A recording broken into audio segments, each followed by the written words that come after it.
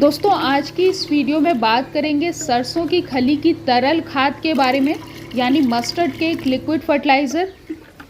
सरसों की खली की खाद क्या है, कैसे बनाना है, इस्तेमाल करने के क्या क्या फ़ायदे हैं, कौन से पौधे में इसको इस्तेमाल करना चाहिए, किन किन पौधों में इसको इस्तेमाल बिल्कुल भी नहीं करना चाहिए, सब्जियों वाले पौधे के लिए इसका क्या रेशियो रखना है, फूलों वाले पौधे में इस्तेमाल करने के लिए इसकी कितनी मात्रा यूज़ करनी है, बनाते वक्त और इस्तेमाल करते वक्त किन किन बातों का ध्यान रखना है, उन सभी के बारे में डिटेल जानकारी आपके साथ शेयर करूंगी, तो वीडियो पूरा ज़रूर देखिएगा। सरसों की खली की खाद ऑर्गेनिक गार्डनिंग या ऑर्गेनिक खेती के लिए सबसे सस्ती खाद में से एक है। सस्ती तो है, लेकिन ये सबसे ज़रूरी खाद में से भी एक है, क्योंकि सरसों की खली में सभी प्रकार के पोषक तत्व और सूक्ष्म पोषक तत्व पाए जाते हैं, जो कि आपके प्लांट की ग्रोथ के लिए ज़रूरी होते हैं। जैसे इसमें पोषक तत्वों की बात करूँ तो सबसे ज़रूरी जो पोषक तत्व होता है पौधे के लिए वो है नाइट्रोजन, फॉस्फोरस और पोटेशियम। तो सरसों की खली में नाइट्रोजन जो है वो 4% या 4.5% के रेशियो में पाया जाता है। साथ ही इसमें फॉस्फोरस की मात्रा 1% होती है और जो पोटेशियम है उसकी मात्रा इसमें 1% पाई जाती है। इन 3 मेन ज़रूरी पोषक तत्व यानी मेन न्यूट्रिशन के साथ साथ इसमें बहुत सारे सेकेंडरी न्यूट्रिएंट्स भी पाए जाते हैं, जैसे कि सरसों की खली में सल्फ़र की अच्छी खासी मात्रा होती है, इसमें मैग्नीशियम भी होता है, मैग्नीज भी होता है और कैल्शियम की भी मात्रा अच्छी खासी पाई जाती है।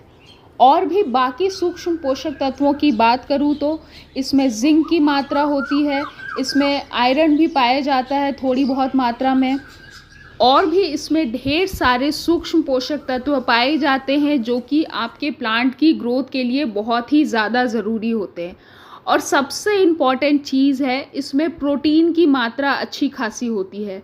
और प्रोटीन जब आपकी मिट्टी में मिलता है तो वो एमिनो एसिड में कन्वर्ट हो जाता है, और एमिनो एसिड जो है वो आपके पौधों को तेज़ी से और अच्छी तरीके से ग्रो करने में मदद करता है।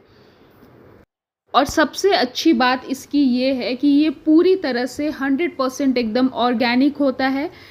ये जो है, जो सरसों के दाने होते हैं, जब उससे तेल निकाल लिया जाता है, सरसों के दाने से तेल निकालने के बाद जो बाय प्रोडक्ट यानी जो उसका वेस्ट बचता है, वही आपको इस तरह से केक फॉर्म में या फिर पाउडर फॉर्म में आपको मार्केट में मिलता है। अब सरसों की खली को आप या तो पाउडर फॉर्म में भी डायरेक्टली यूज़ कर सकते हैं, या फिर जो इसको इस्तेमाल करने का जो सबसे बेस्ट तरीका है वो है इसको फर्मेंट करके इसका लिक्विड फर्टिलाइज़र बना के पौधों को देना। तो इसको फर्मेंट करके इसका लिक्विड फर्टिलाइज़र कैसे बनाना है, उससे पहले देख लेते हैं कि इसको पाउडर फॉर्म में आपको प्लांट्स में कैसे यूज़ करना है। पाउडर फॉर्म में यूज़ करने के लिए कभी भी इसको आपको गीली मिट्टी में यूज़ नहीं करना है। जब ऊपर जो भी गमले या ज़मीन में जहाँ पे भी आपने पौधे लगाए हैं, वहाँ की ऊपर की मिट्टी लगभग 1 इंच की ऊपर की सूख जाए, उसके बाद ही आपको पाउडर फॉर्म में इसको यूज़ करना है। तो इस्तेमाल करने से 1-2 दिन पहले आप पानी देना पौधे में बंद कर दें, मिट्टी को हल्का ऊपर से सूखने दें। उसके बाद आपको मिट्टी की अच्छे से गुड़ाई कर लेनी है, चारों तरफ से मिट्टी को लूज़ कर लेना है।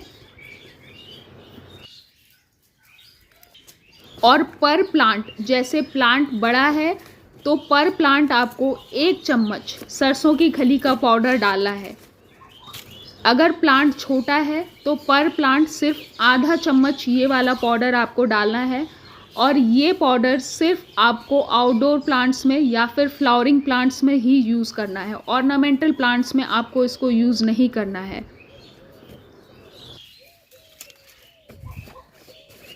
प्लांट्स की जड़ों से जो मेन तना है उससे 1 से 2 इंच दूर में डालकर आपको इसको अच्छी तरह से मिट्टी में मिक्स कर देना है।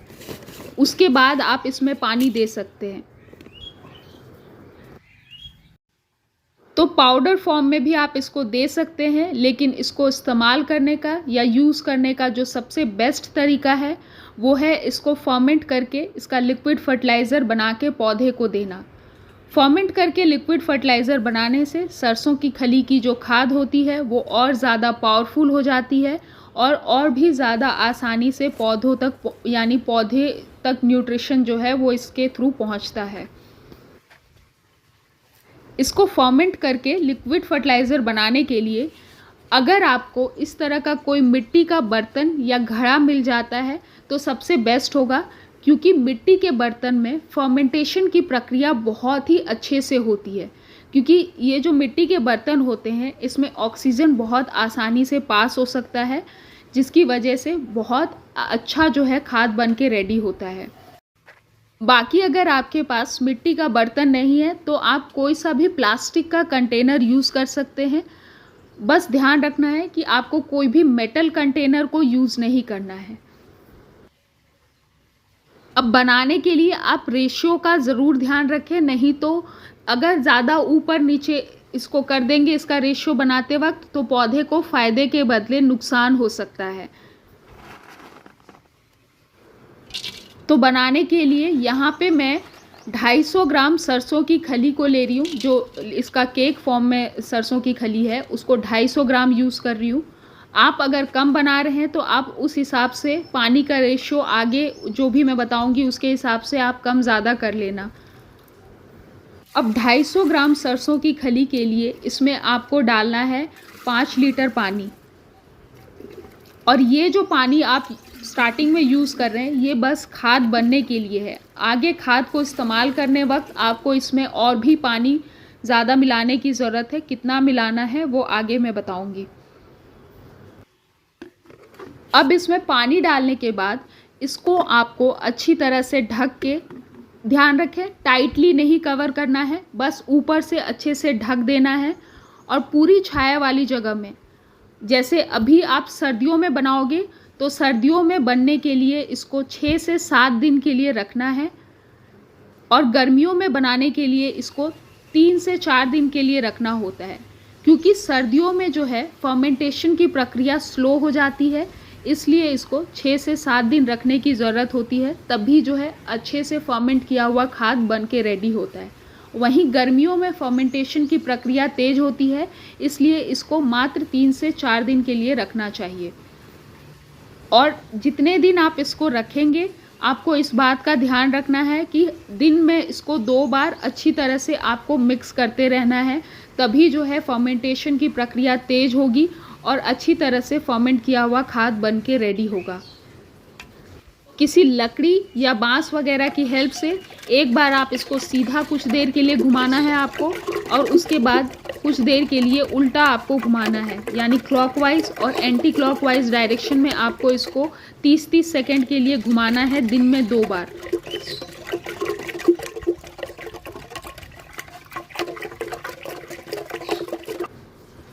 छः से 7 दिन बाद आपका जो ये खाद है वो बिल्कुल बन के रेडी हो जाएगा। आपको मैं ढक्कन हटा के दिखाती हूँ। आप देखो कितना अच्छा जो सुनहरा पीला कलर का जो रंग है वो निकल के आया है, और बहुत ही अच्छी तरीके से फर्मेंट होके ये खाद बन के रेडी हो गया है। मिट्टी के बर्तन में फर्मेंटेशन की प्रक्रिया बहुत ही ज़्यादा अच्छी होती है। अब इसको इस्तेमाल करने से पहले इसको फिर से आपको अच्छी तरीके से मिक्स कर लेना है, उसके बाद ही यूज़ करना है।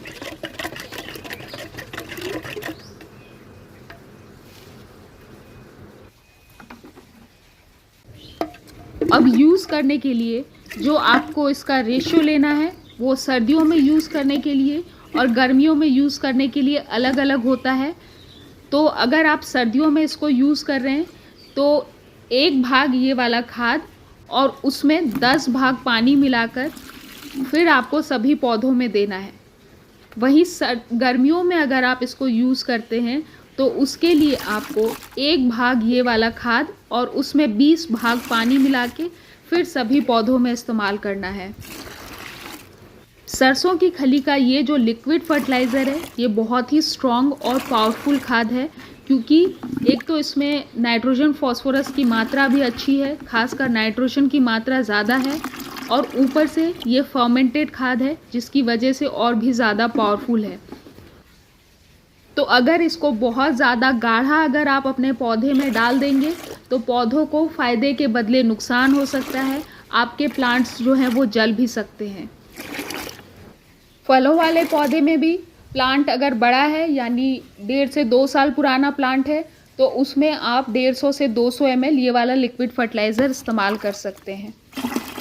अब पौधे में इस्तेमाल करने के लिए अगर 10 से 12 इंच का गमला है यानी अगर पौधा छोटा है तो उसमें 50 ml ये वाला लिक्विड फर्टिलाइज़र आपको प्लांट्स में देना है।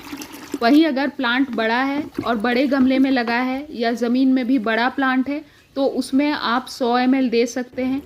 बेल वाली सब्जियों में आप इसको 100 से 150 ml तक दे सकते हैं अगर आपकी बेल बड़ी है तो। फूलों वाले पौधे में अगर आप इसको यूज़ कर रहे हैं तो यूज़ करने से पहले 1 दिन पहले अगर आप केमिकल खाद यूज़ करते हैं तो आप इसमें 1 से 2 चम्मच जो लिक्विड फर्टिलाइज़र जब आप इसका बनाएंगे तो 1 दिन पहले 1 से 2 चम्मच DAP मिला के अगर इसको यूज़ करेंगे तो और भी ज़्यादा इसका फ़ायदा जो है फ्लावरिंग प्लांट में आपको मिलेगा। ऑर्गेनिक में अगर आप इसको और स्ट्रॉन्ग बनाना चाहते हैं तो आप इसमें 1 से 2 मुट्ठी इस्तेमाल करने से पहले बोन मील मिला के पौधे को दे सकते हैं। कि नहीं भी कुछ मिक्स करेंगे तो भी ये जो सरसों की खली का लिक्विड फर्टिलाइज़र है वो अपने आप में ही संपूर्ण खाद में से एक है, कुछ भी ज़रूरत नहीं है एक्स्ट्रा डालने की। लिक्विड फर्टिलाइज़र भी यूज़ करने से पहले 1 दिन पहले आप पानी देना पौधे में बंद कर दें, उसके बाद लिक्विड फर्टिलाइज़र को यूज़ करें और उसके बाद आप चाहें तो उसमें वाटरिंग कर सकते हैं प्लांट्स में। सबसे बेस्ट तरीका यही होता है इस फर्टिलाइज़र को यूज़ करने का।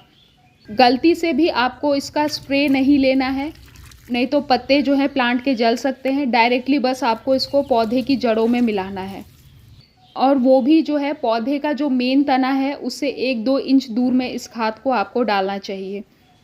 इसको आपको स्टोर करके नहीं रखना है, बनाने के 2 से 3 दिन के अंदर आपको इसको यूज़ कर लेना है। बेहतर रिज़ल्ट चाहते हैं तो रेगुलर बेसिस पे यूज़ करें और हर 15 दिन में एक बार रिपीट ज़रूर करें।